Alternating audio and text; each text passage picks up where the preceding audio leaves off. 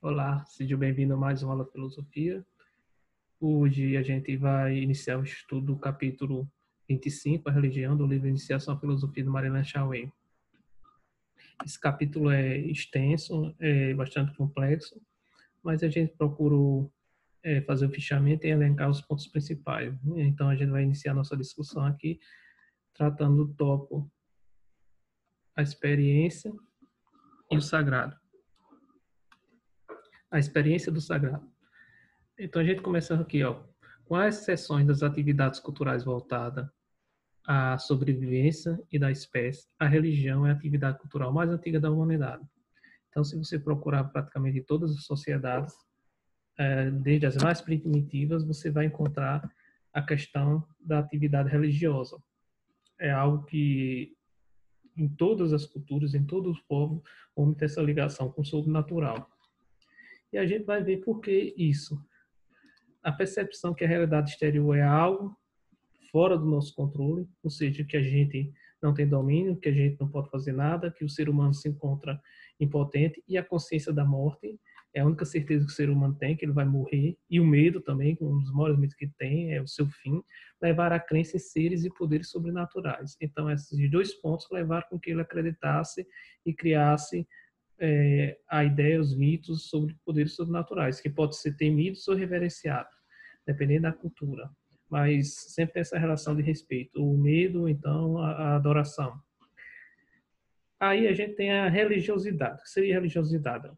O homem não controla a realidade exterior. Ou seja, ele não controla a natureza, uma série de acontecimentos que não estão sob o poder dele. Então, se ele não tem esse controle, ele costuma atribuir isso a algo que, se ele é impotente, ele não tem esse controle, a algo superior. Então, a crença em poderes superiores ao humano e a busca dos meios para se comunicar com ele. Esses seres superiores aos humanos seriam as divindades, os deuses, e os meios que ele buscava para se comunicar com ele, que a gente sabe, a gente vai ver que tem os rituais, tem as cerimônias. Então, os seres humanos têm a experiência do tempo. O ser humano, ele sabe a questão do passado, do presente, do futuro. Passado, algo que aconteceu, até porque é transmitido seus conhecimentos de geração em geração. O, o trabalho relacionado ao futuro, porque é através do trabalho que o ser humano constrói algo, e a memória, que é a sua identidade pessoal. Nós somos produtos daquilo que a gente viveu. Então, boa parte dos hábitos, costumes que a gente adquire em sociedade é devido à convivência que nós temos com o nosso povo, e mesmo dentro da sociedade eu tenho um pensamento diferente às vezes dos outros, porque eu vivi situações diferentes daquela. Então, a questão da memória, a identidade pessoal, o eu. O trabalho é relação com o tempo futuro. Por quê? É através do trabalho que você constrói, você vai construir algo. Então, trabalho é relacionado ao tempo futuro. E a memória é relação com o passado. O ser humano que não tem memória, ele não sabe o que ele viveu, ele não pode aprender com seus próprios erros. Então, ambos ausentes, porque não estão presentes, você vive o presente. O passado é ausente e o futuro também é ausente, você não está vivendo, você vive o presente. O que é que a gente poderia dizer em relação a isso? Se a gente olhar bem, de acordo com que o ser humano, sua relação com a religião, o ser humano percebe coisas boas e ameaçadoras da natureza e reconhece que não são os criadores dela. Foi a primeira coisa que a gente viu. Tem coisa tanto boa como ruim. A consciência do ser humano é responsável pela descoberta da morte. Então, o ser humano é um ser racional. Então, ele descobre, é o único que tem a certeza de que irá morrer, pois só os seres humanos sabem que são mortais. Os animais não. É tanto que há um filósofo, que é Heidegger, que ele diz que o animal acaba, mas o homem morre. E o trabalho é feito em vista de algo que não existe.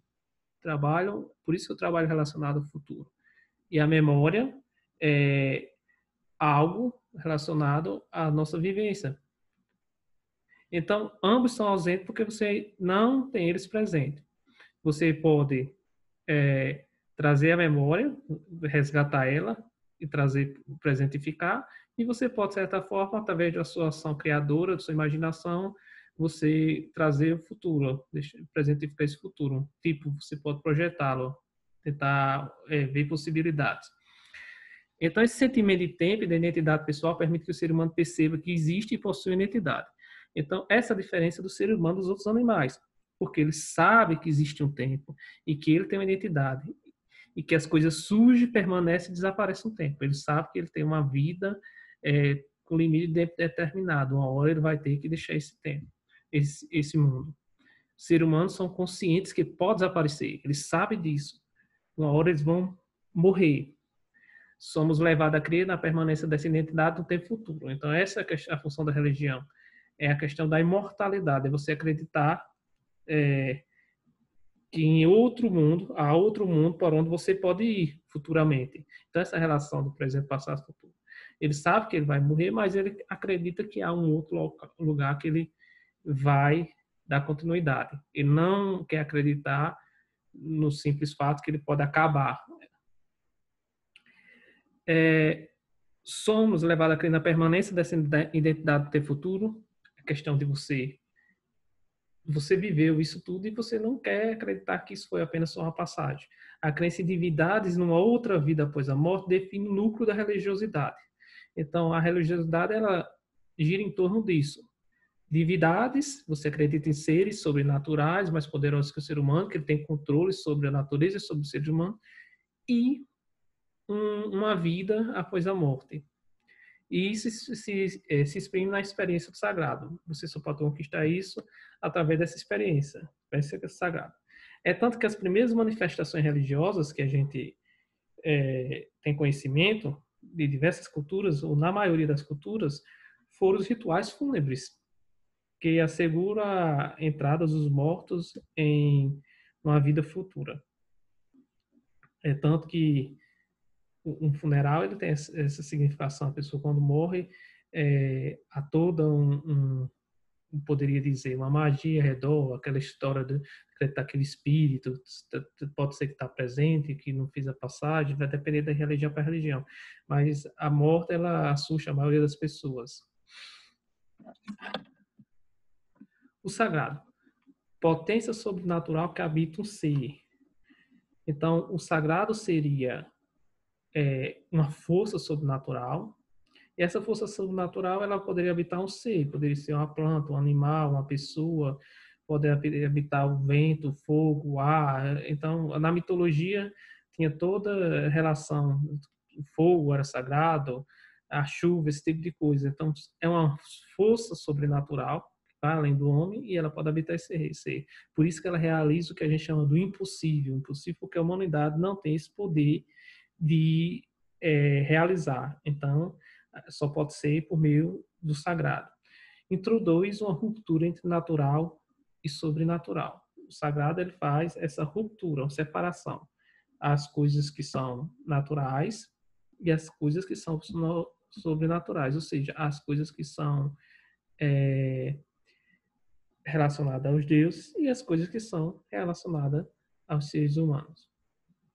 Vocábulo específico, orenda, tumba, mulum, quadros. Então, dependendo do tipo de cultura, do tipo de religião, há um vocábulo específico. E a palavra ela tem uma força muito grande da religião. E cada um utiliza uma palavra. Essa palavra pode ser a chave, pode ser a comunicação que você estabelece com essa força sobrenatural. E essa questão sobrenatural é considerada, se a gente for dizer sobrenatural, a força ou a potência necessária para realizar aquilo que os seres humanos julgam totalmente impossível quando apenas contam com sua própria força. Então, por isso que falei, opera o encantamento do mundo habitado por forças e poderes admiráveis que agem magicamente. Então, o sagrado é algo mágico. Mágico no sentido, quando a gente fala de mágica, que está fora do controle do ser humano. Então, cria vínculos de atração, de antipatia e repulsão entre todos os seres. São os laços secretos. Então, há essa relação que a gente chama de amor e de ódio, mas essa relação de amor e ódio, ela se traduz em respeito e temor. Porque as forças sobrenaturais que alguns acreditam, dependendo da religião, que elas são boas, outras que são más, ou que são as duas coisas, mas por isso que você tem o respeito, ou o medo, o temor. Pode suscitar amor e devoção, ódio ou repulsa, como a gente vê, esse sentimento suscita outro, o respeito feito de temor, assim nasce o sentimento religioso e a experiência da religião. Então, é justamente esse medo que se traduz em respeito é o que a gente chama de sentimento religioso, experiência da religião. Como assim? Há alguns objetos que são considerados, que a gente até vai ver isso, considerados tabus para algumas pessoas. Então, tem algumas pessoas que têm medo desses objetos. Mas para quem não há essa crença, esses objetos são considerados simples. Por exemplo, uma imagem de um santo, para quem acredita, você não tem coragem de fazer coisas profanas de frente a ela, mas para quem não acredita é apenas uma simples imagem como qualquer outra. Até nem reconhecer, não reconhece. Então essa separação entre o profano, que é o próprio dos seres humanos naturais, e o sagrado, que é o sobrenatural das divindades, ela existe. A divindade seria uma intervenção extraordinária. E através dessa intervenção extraordinária nós temos acesso àquilo que a gente chama de milagre.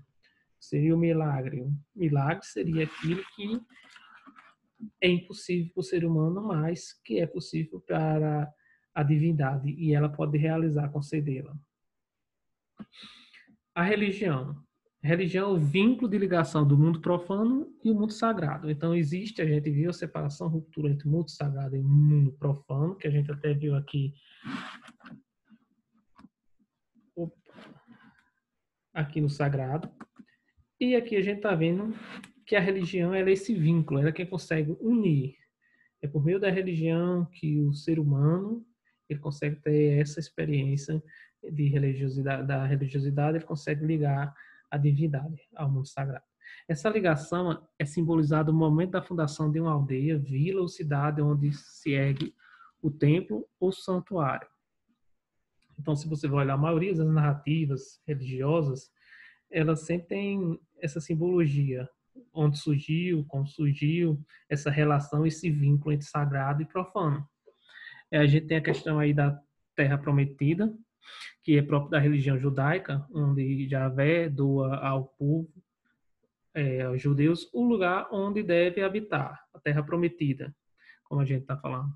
A questão de Meca, é uma cidade que no islamismo era considerada a cidade sagrada, onde foi organizado um santuário erguido, segundo eles, por Ismael, filho de Abraão, com a escrava H, e é considerado sagrado. Ele diz que é o único ponto da Terra tocado por todas as terras celestes.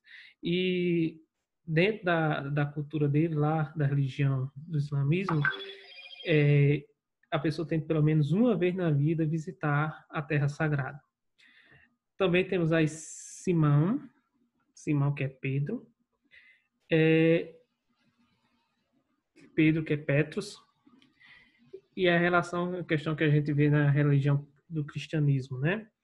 Que no Novo Testamento tem, que diz, tu és Petros, e sobre esta pedra, Petra, então a relação Pedro, pedra, edificarei a minha igreja e as portas do inferno não prevalecerão contra ela.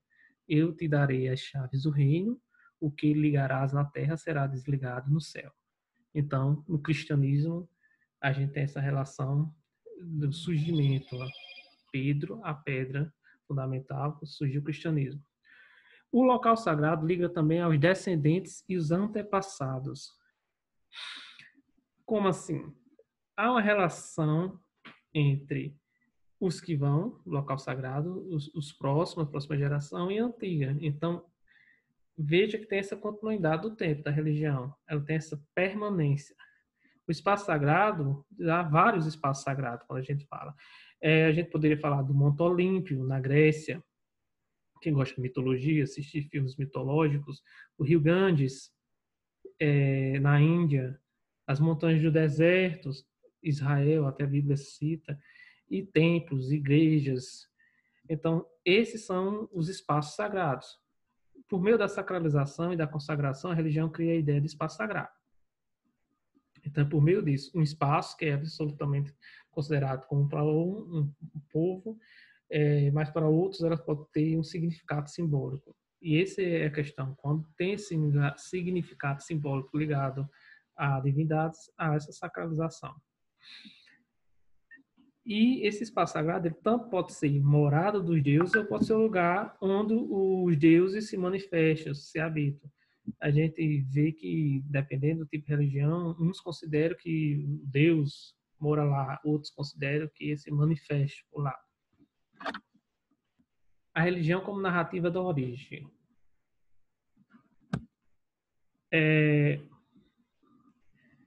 A religião transforma o espaço e o tempo. A gente já viu a questão do espaço. O espaço profano ele pode se tornar sagrado, pode ser uma relação totalmente diferente. E o tempo, a gente vê que é a questão da narrativa.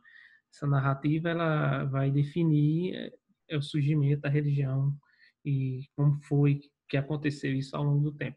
O tempo sagrado é uma narrativa a origem das coisas e dos seres. A narrativa sagrada é a história sagrada, o mito. Então, a narrativa sagrada ela é baseada no mito, a gente vê mitologia, e esse mito a gente tem as teogonias, geração, nascimento dos deuses, semideuses, heróis, e a cosmogonia, que narra a origem e ordem do cosmos, do mundo, o nascimento, a finalidade e o perecimento de todos os seres sob a ação dos deuses.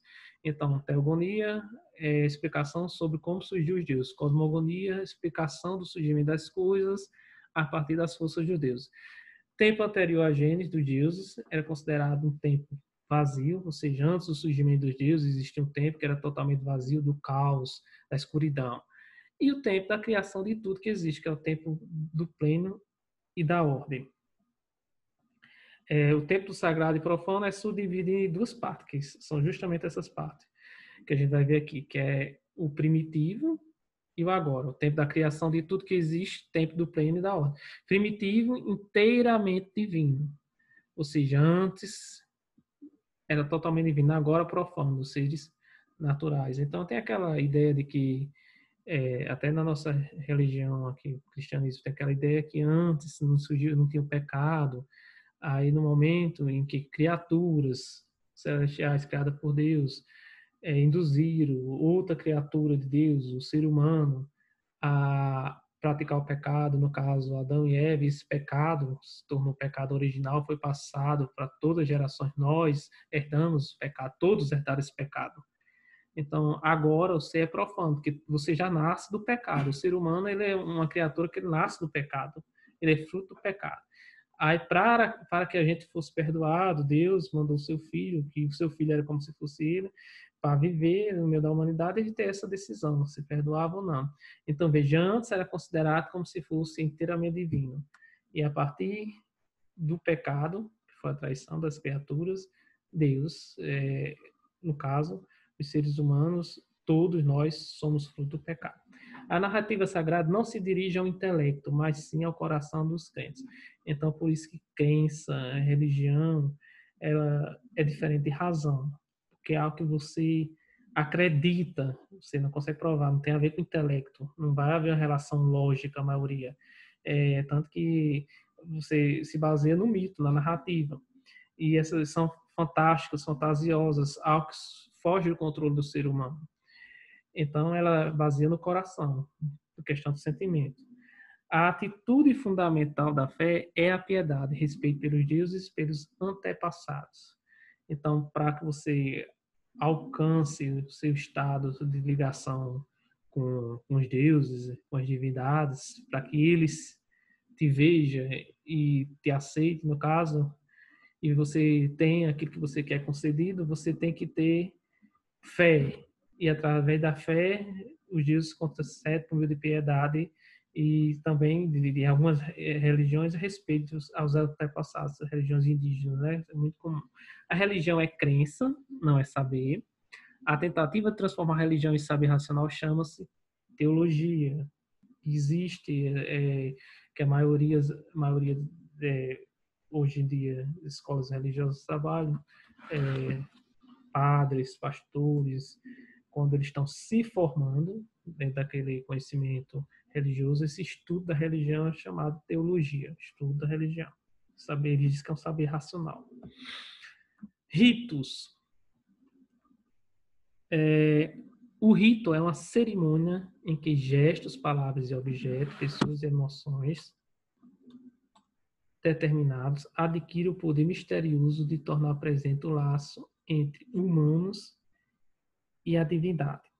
Então, o que seria o rito? Ele tenta fazer o quê? Primeiro, ele tenta garantir a ligação entre humanos e divindades. Então, ele tenta organizar o espaço e o tempo para que esse tempo se mantenha.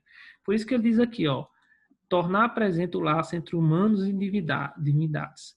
Porque acredita-se que a divindade ela teve uma relação, experiência com a humanidade em um tempo longínquo, e ele, o próprio divindade, ela ensinou uma forma em que se perpetuasse essa relação. Então, é a questão do rito. A eficácia de um ritual dependerá da repetição minuciosa e perfeita do rito. Todo rito tem isso, repetição. Sempre vai acontecer da mesma forma. Tenta-se, no caso, você manter o ritual do jeito que ele aconteceu da primeira vez, do jeito que ele foi consagrado pelos deuses. Então você tem que fazer com que ele seja igual. Por isso que é a repetição e perfeito do ritual, tal como foi praticado na primeira vez, porque nele os próprios deuses orientaram o gesto e as palavras dos humanos. Então não é algo que você vai decidir, quem decidiu foi os deuses. Então se há milhares de anos eles disseram que era assim, você tem que seguir, tem que ser assim. Então por isso que essa questão de temporalidade, ela tenta manter essa relação, desse laço. O rito é a rememoração perene, ou seja, para sempre tem que ser assim, não pode mudar de um acontecimento, sempre. Aquele acontecimento que houve há milhares de anos, que foi a relação do ser natural, ser humano, profano, com o sobrenatural, o ser sobrenatural, a divindade, ele determinou que fosse assim. E o ser humano não pode mudar. Então, ele tem que fazer dessa forma. Porque se ele mudar, ele vai desagradar a divindade. Eliminando a distância entre o passado e o presente. É como se você estivesse voltando, por isso, rememoração, você vai voltar para aquele tempo. Como se você estivesse revivendo o ritual que aconteceu há milhares de anos. E que você não participou. Os objetos simbólicos. Seres e objetos simbólicos usados nos ritos são retirados de seu lugar costumeiros e assumem um sentido novo para a comunidade. Como assim? Por exemplo, já foi falado em outras aulas aqui que uma vela, a funcionalidade dela é iluminar, no caso. Iluminar no sentido, se você faltou energia, você pega ela para quê? Para iluminar a casa. Mas dentro da religião, de algumas religiões, ela tem outro significado simbólico. Então, o significado dela é totalmente, ela é tirada do seu lugar costumeiro e é utilizada em outro sentido, há uma significação diferente. A questão do pão. O pão, quando você está tomando café em casa de manhã, você não sente aquela relação da mesma que você tem na igreja. Na igreja, ele tem outro significado, o vinho com pão. Então, se você olhar, é tirado do seu local comum e ele ganha outro sentido. Tabu. Tabu é algo intocável. É um tabu. São os objetos puros ou purificados para os deuses, ou os objetos, seres impuros que devem permanecer afastados do Deus e dos humanos. Então, há os objetos puros, que em algumas religiões só quem pode tocar é o sacerdote, em outras ninguém pode tocar.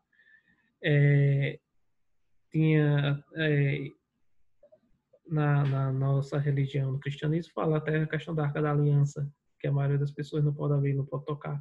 Ou objetos, seres impuros. Em algumas religiões, principalmente africana, a mulher, quando ela está menstruada, ela é considerada um ser impuro. Então, ela não pode ser tocada, ela não pode tocar alimentos, uma série de coisas que deve permanecer afastada dos deuses e dos humanos, porque aí você pode contaminar, seria mais ou menos a tradução. Então, há essa questão. Um tabu ele pode ser algo bom ou algo ruim, mas tabu no sentido que é intocável, você não pode mexer. A lei divina. As religiões exprimem o mesmo acontecimento. Aos humanos é dado conhecer seu destino e o de todas as coisas, isto é, as leis divinas. Então, a religião, ela tenta mostrar como aconteceu determinado fato e ela tenta mostrar qual é o destino daquela determinada comunidade. Vai depender da religião. Os deuses são poderes misteriosos, ou seja, imprevisíveis. Você não pode prever, até porque eles são considerados criaturas milhares de vezes mais inteligentes que a gente, não são poderosas, e são forças personificadas, e por isso são vontades. Pode tornar-se parcialmente conhecidos pelos seres humanos. Às vezes, eles podem aparecer para os seres humanos, outras não.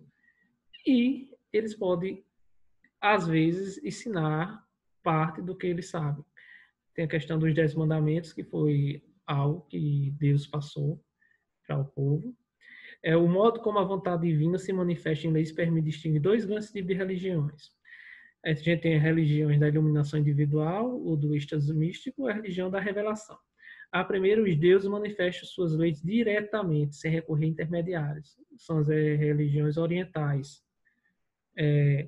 Uma educação especial do intelecto e da vontade dos até conhecido pessoal, mergulho e fusão do indivíduo na divindade, experiência intraduzível e intransmissível. Mantra, meditação, contemplação. Então, é algo interior que você consegue por conta própria. E você, diferentemente de outras religiões, é que sem recorrer a intermediários. Você não precisa de intermediário. No caso aqui, esse oráculo seria o intermediário. Então, é algo que você consegue por conta própria. É um mergulho em fusão do indivíduo na divindade. Experiência introduzível e intransmissível. Você não passa de um para o outro. Mantra, meditação, contemplação, são exemplos. Religiões da revelação. A divindade usa intermediários para revelar a lei. A gente, como exemplo, tem a judaica e a islâmica. Conserva e transmite, por escrito oralmente, a revelação recebida em visões e sonhos por profetas e oráculos. Veja só, esse oráculo aqui estava relacionado a religiões que a ocorrência diretamente seria esse daqui, então foi um erro. As divindades, os intermediários, os profetas, né? A gente até hoje em dia tem os pilantras das religiões que se consideram profeta e falam para os alienados e eles acreditam que é verdade. E assim a maioria das religiões hoje que capitalizaram a salvação, eles têm os que se consideram profetas, ficam pedindo dinheiro, dizendo que eles vão ter que dar dinheiro para a igreja para salvar. Então, esse problema da religião e da revelação é você acreditar que alguém tem essa relação e você não tem. Se a gente vê os gregos, tinha um oráculo, eles iam ao oráculo e ele era quem fazia essa intermediação, ele que recebia a mensagem dos deuses e passava para a pessoa. Então, os profetas dizem que veio por meio de sonhos, diz que veio por meio de viu diretamente. Então, esse é a religião da revelação, o islamismo e o cristianismo também. A vida após a morte. O sentimento religioso e a experiência da religião são inseparáveis. Então, a religião não se separa da experiência e percepção de nossa mortalidade. E na crença na mortalidade, ela surge justamente por causa disso. Toda religião está ligada a essa crença. É uma busca de uma explicação ou de mostrar uma continuidade para o ser humano. No princípio, os homens eram imortais. Foi o que eu falei, houve uma transgressão imperdoável, que foi a mortalidade. Devido ao pecado que foi cometido, se tornou mortal o ser humano. Então, esse foi o castigo. Imortalidade seria corpo humano tem um duplo, feito de outra matéria, sutil que pode penetrar no corpo de outros seres, que permanece após a morte. Então, seria a questão do espírito. O corpo humano tem um duplo, feito de outra matéria. Corpo humano mortal, mas habita por uma entidade, espírito, alma, que será imortal se os decretos divinos ou rituais tiverem sido respeitados pelo fiel ou depende do perdão divino. Então, você tem uma alma, sua alma é imortal, mas sua alma só vai conseguir imortalidade se você seguir passo a passo todos os mandamentos, se tiver feito todos os rituais, todas as cerimônias, e se você tiver feito, e se a divindade ela te conceder o perdão, se ela não te conceder o perdão, você não alcançará. Então você tem que fazer tudo certo e torcer que a divindade te conceda o perdão. Ritos funerários. Garantir a entrada do morto na outra vida, gregos e egípcios preservam o corpo inviolado, embalsamado. Então havia esses ritos, a gente sabe até a questão dos faraós, a maioria eram embalsamados, porque eles acreditavam que quando voltasse precisava do corpo preservado, né? E acreditavam que voltaria para aquele corpo. Encantamento do morto, gregos, africanos, indígenas, torna-se mágico. O espírito deixa o corpo para permanecer no mundo. Geralmente ele para alguns indígenas, ele sai do corpo humano e ele vai viver em outra entidade, às vezes pode viver no espaço, no vento, pode nas águas, em animais, em plantas. Esse perambular pelas trevas, entretanto, não existe na religião de reencarnação, como o hinduísmo. A gente sabe que algumas religiões dizem que a pessoa vai reencarnando e vai melhorando, ele não sofre essa punição. Se ele não conseguir a salvação nessa vida, ele reencarna para tentar no outro, ele só vai conseguir a salvação na medida que ele for solucionando alguns problemas que ele deixar pendente, dependendo da religião. Religiões da salvação: judaísmo, cristianismo e islamismo. A felicidade perene é coletiva. Então tem que ser a felicidade por Mahá, a divindade promete perdoar a falta original, que seria o pecado, se acreditar e respeitar a lei divina, que é a questão, se você acredita, respeita a lei divina, os seus pecados, já que você é fruto do pecado, seus pecados, todo mundo peca, mas serão perdoados e você poderá alcançar a salvação. O bem e o mal. O bem e o mal, eles são próprios da religião. Tanto que só existe essa busca pela a relação com as divindades devido a essas forças, a do bem e do mal. A religião ordena a realidade segundo dois princípios, o bem e o mal. Dependendo do número de divindades, esses princípios podem aparecer de forma diferente nas religiões. Vai depender do número. Tem algumas religiões que são politeístas, ou seja, há muitos deuses, alguns bons, outros maus, ou alguns horas são bons, horas são maus. Às vezes por simples capricho. Na mitologia grega, alguns deuses, eles por simples capricho, era como se fossem seres humanos. Às vezes eles tinham raiva, pegavam a marcação com a pessoa. Dualista, divindades antagônicas. Então, são duas forças antagônicas, diferentes. Monoteístas, único Deus é a nossa aqui do Ocidente. A princípio, quando eu digo a nossa, porque o cristianismo aqui no Brasil ele prevalece, mas não quer dizer que seja da maioria da população. Único Deus pode ser tanto bom quanto mal, ou como no caso do judaísmo, cristianismo, é o puro bem. Deus é o próprio bem, enquanto o mal vem de uma entidade inferior. No caso do judaísmo, o mal foi criado, é uma criação, era uma criatura dele, foi castigada e se tornou mal. Problemas do monoteísmo judaico-cristão e do islamismo, em que exige da divindade comportamentos sempre bons, uniformes e homogêneos. Ele diz o seguinte: no monoteísmo judaico-cristão e islamismo, há alguns problemas, e é justamente esses comportamentos sempre bons, uniformes e homogêneos. Deus é o ser perfeito por excelência, é o próprio bem. E este é eterno como ele. Tudo que existe, portanto, é obra de Deus. Então, se Deus é o próprio bem, tudo que existe é obra de Deus, como é que ele cria o mal? E o mal? Se Deus é o próprio bem, como poderia ele criar o mal? Como o perfeito criaria o imperfeito? Se ele é essa plenitude perfeita, como ele iria criar o imperfeito? Por quê? Surgimento do mal, criaturas, anjos expulsos, corrompem os homens, que a gente vê a história, com o pecado e o mal entra no mundo. Mas se Deus sabia que ele era onipotente, onisciente, onipresente, ele sabe tudo, como é que ele permite isso? O mal é o pecado que faz surgir outros males. A partir do mal surgiu as misérias, surgiu tudo que existia ruim no universo, com a humanidade, foi a partir do pecado. A treva, mal, não é algo positivo, mas simplesmente a ausência de luz. Então, o mal não é positivo. A treva, mas é a ausência de luz, a ausência do bem. Você é do bem ou do mal? Há religiões da exterioridade e interioridade. Exterioridade, Deus possui forma visível, humana, animal, vegetal, mineral, ordens e mandamentos, comportamentos divinos e humanos, a relação se exprime nos ritos. Pecado, ação externa visível, cometida voluntariamente ou voluntariamente pela violação de um tabu ou pela má realização de um rito. A falta em reverência, vergonha, consequência, impureza, exige rituais de purificação para que você seja perdoado. Babilônicos, celtas, chineses, gregos antigos e hindus, pecado é vergonha mais uma culpa. Então, você cometeu algo errado, você, diante da coletividade, você sente vergonha e uma culpa. Pessoa possuída por maus espíritos ou demônios, que exige o quê? Rituais de purificação, que às vezes sacrifício, exorcismo, purificações individuais. Autoflagelação, jejum, abstinência sexual vai depender do tipo de castigo, no caso, castigo não, de punição que você vai receber. Na maioria das religiões da exterioridade, o pecado é uma fatalidade, ou seja, destino humano enfeitiçado. A falta não depende da vontade do agente, é mais de uma decisão divina. Perdão é uma graça divina que pode ser concedida ou não. Então, às vezes, é o próprio Deus que está agindo sobre você para que você cometa aquilo ali, em algumas das religiões. Interioridade, Deus é puro, espírito invisível, se dirige ao espírito dos crentes, falando a sua consciência e julgando os atos pelas intenções interiores dos agentes.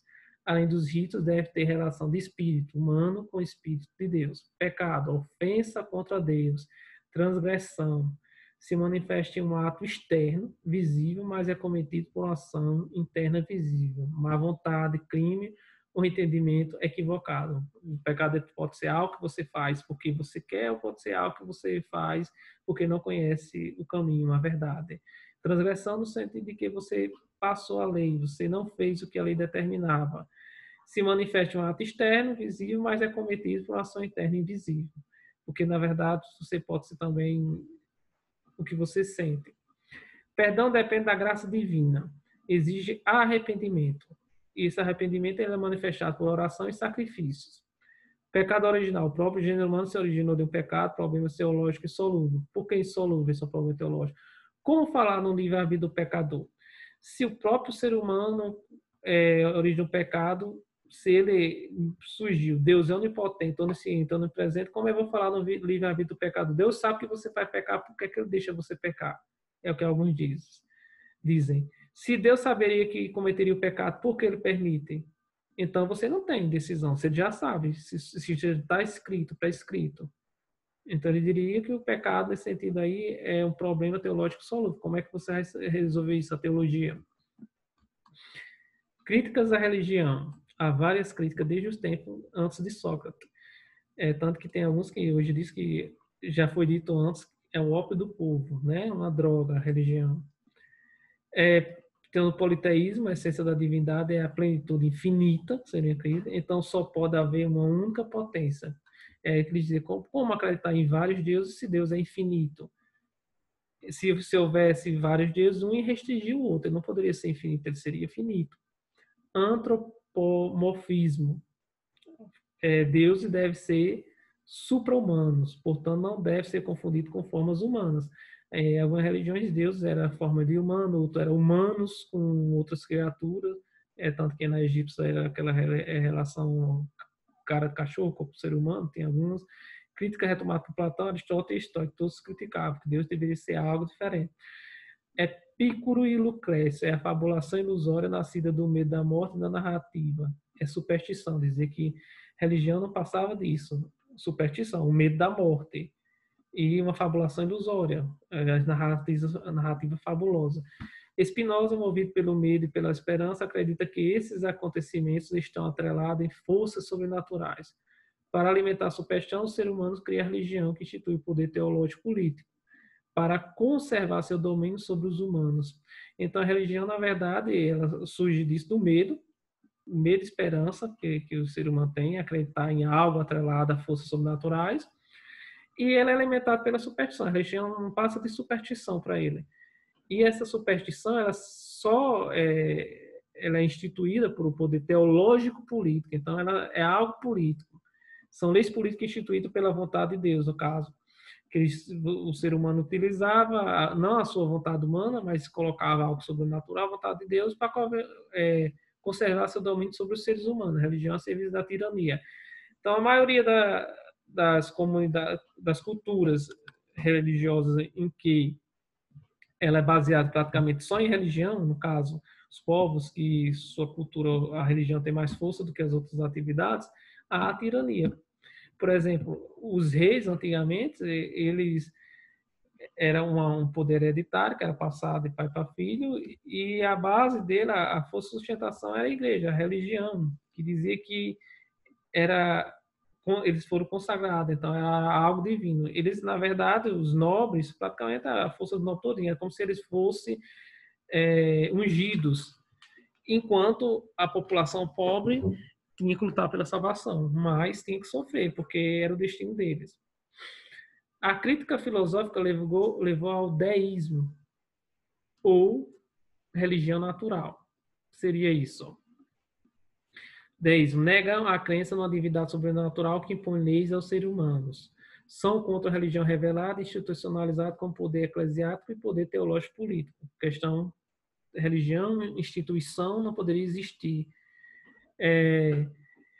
Afirma a existência de um Deus. Eles acreditavam em Deus, que é uma força, uma energia inteligente, imanente à natureza. Existia um Deus, uma criação sobrenatural que estava relacionada à natureza. Esse Deus pode ser conhecido pela razão, que eles acreditavam que através da razão você poderia conhecer algo sobrenatural. Tanto que eles falavam na questão inteligível.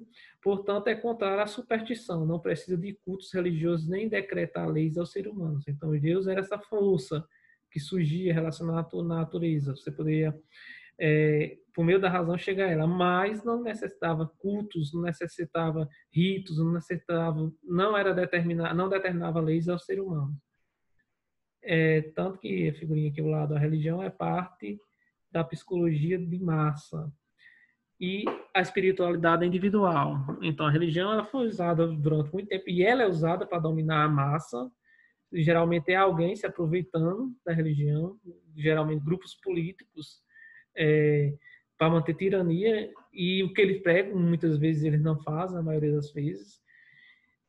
Tanto que hoje, você pegar como exemplo, há pastores aí pedindo ao pessoal para doar casa, carros, e eles não dão nada, na verdade eles são milionários, parece até entre os mais ricos do país, e a população é manipulada. Tudo que ele diz, ele acredita, a população. Já a espiritualidade, eles diziam que é algo individual, é algo próprio, não precisa que alguém determine que você diga, isso está relacionado a você. Né? Se você procura espiritualidade, é algo individual, não coletivo. Então, gente, essa é a nossa aula de filosofia. Eu vou deixar um exercício aí no Sigeduc. Qualquer dúvida, pode entrar em contato comigo pelo nosso canal de WhatsApp ou pela plataforma mesmo. Até a próxima.